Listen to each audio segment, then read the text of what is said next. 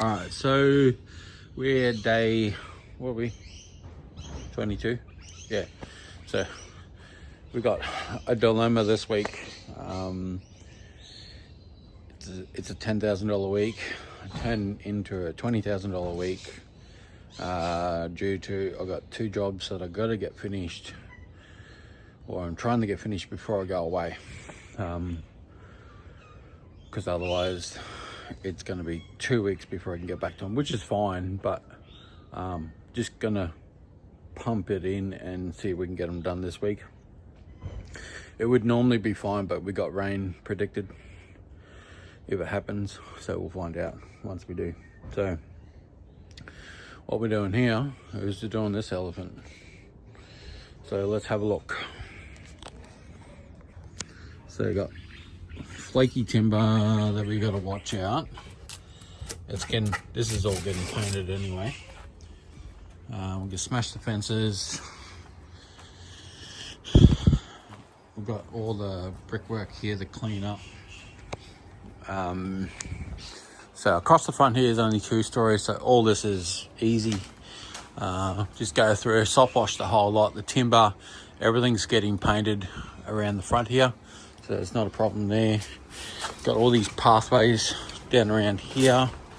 This is in a big resort, but we got 3 levels up there. We're not going on the top roof to do that little section up there, but we are going to get up into that balcony up there, which we'll probably have to put a ladder up there and then jump onto that veranda. So got a little lap pool, and the renters know I'm here today because the renters are going to move out. Ceiling's pretty nasty, as you can see, a bit of mold there. Road's just out there, so we're going to try and get out here as much as possible.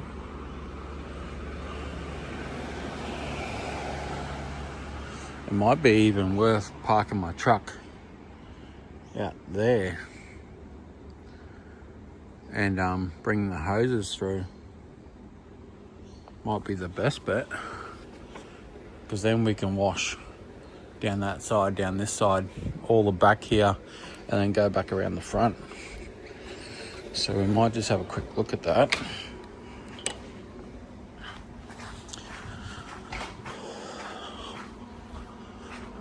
Because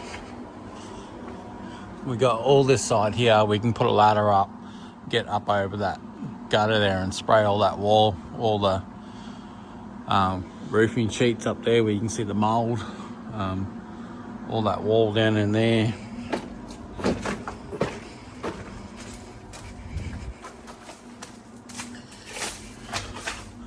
This bit in here.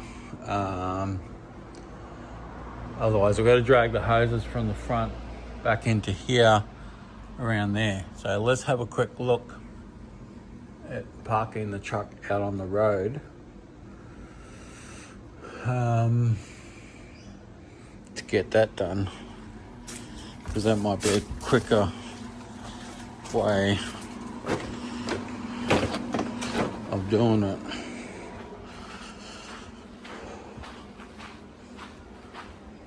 Because then I can put the ladder up there and get there.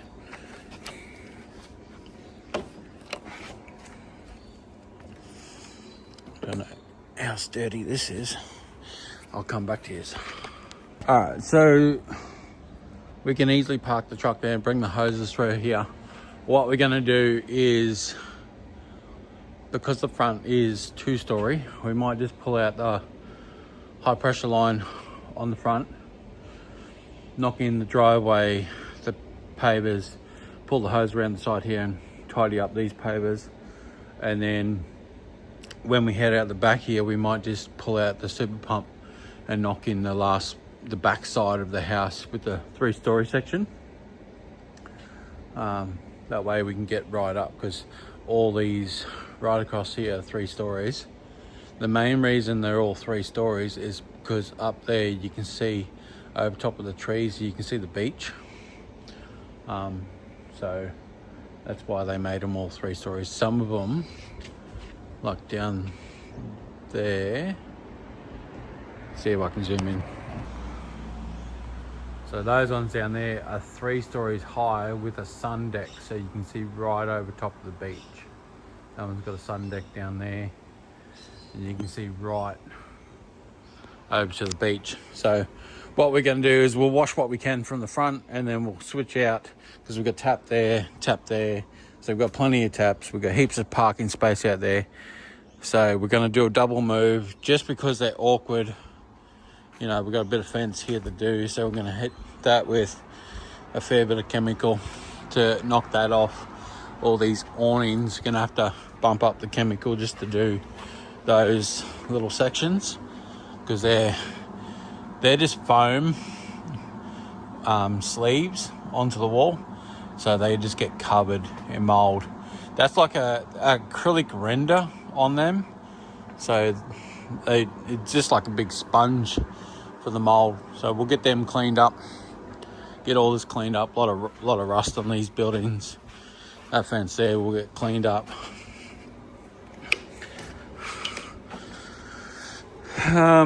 Yeah, so we'll get everything done. We'll get all these decks cleaned up for him, get it all tidied up. There's probably just a few extra things that we're going to do on a job like this, because this is one of my painters, and we do all his pre-washes. We did one the other week for him, so we take care of him and his customers, little bits like that, because I put a pretty good price on his washes, and he doesn't seem to argue with me, and kind of delivers high quality work. So no point of painting the house if you're left with that. So we try and take care of him here and there, and he takes care of us. So yeah, we'll go from there.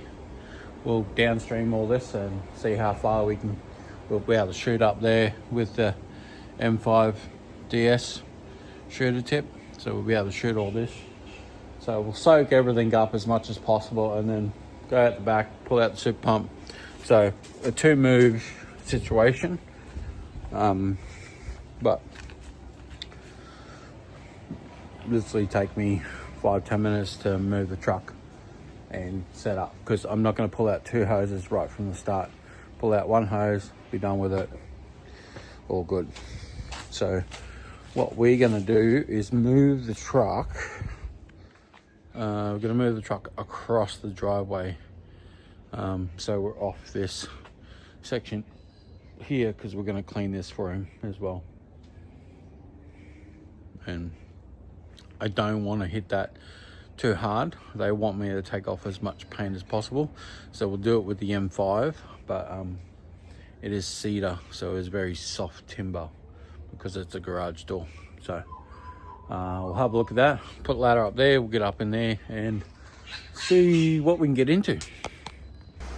This is one of the biggest problems washing down a building like this, when they're not painting the back section, is all this stain just peeling off. So you gotta be real careful. All the tannins start running down the timber, and then you got a whole bunch of little flakes coming off on the wall. You can only rinse it so hard before you start taking it all off. Bad drainage. So kind of just, it's the great thing about the M5, you can kind of just soak up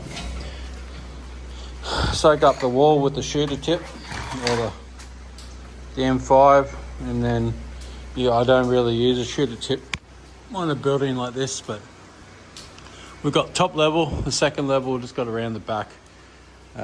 We're just really pushing it today, so we're just going to take the hose right around the back, just soak it all up, and then go from there, because it just seems to be working so well. Like, you got a bit of streaking on the windows, but once again, you can't hit anything too hard because of all the timber work, so you got to watch that.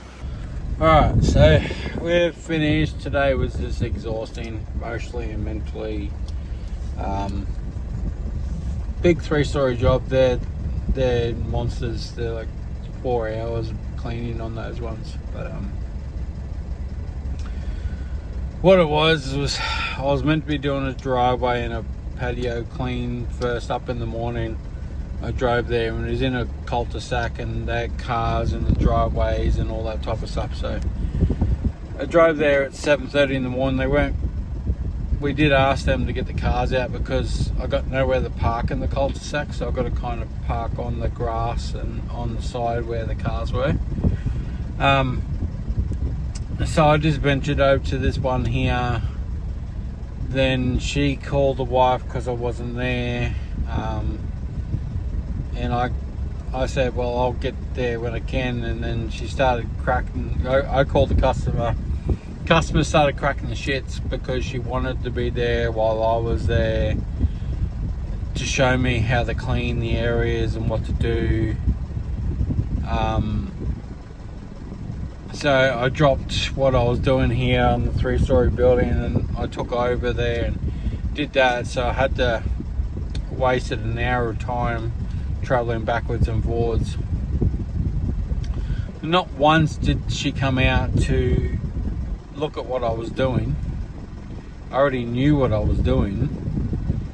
I've been doing it for years and made a big song and dance about a $300 job that we underquoted